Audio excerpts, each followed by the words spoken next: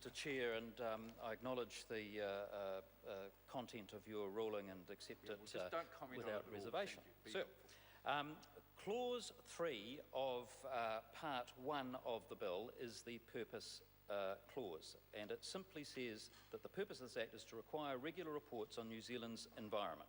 And so what the committee, I think, was trying to get to there was a question of the nature of the regularity of those reports, the nature and the breadth of the term environment, and whether or not those needed to be extended in any way in the drafting of the clause, and we ultimately decided against that. So clause 4 is the interpretation clause, and therefore it sets out the various domains and the context required for defining those for the purposes of the bill.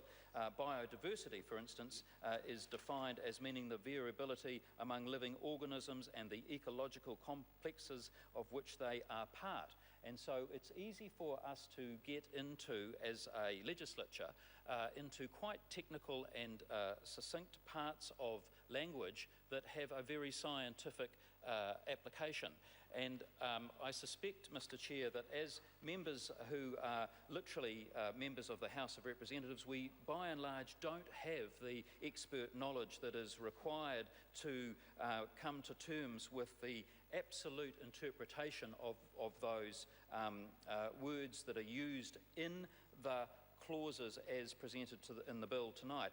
But what we do know is that the science and specialists and those who have expertise in this area will be able to flesh that out in terms of the reports that are provided on the regular basis as proposed in clause 3. And so, sir, I think that that is probably all I wish to say in terms of part 1 of this bill, and I look forward to the debate as it continues on. Thank you. Mr. Chairman. The Honourable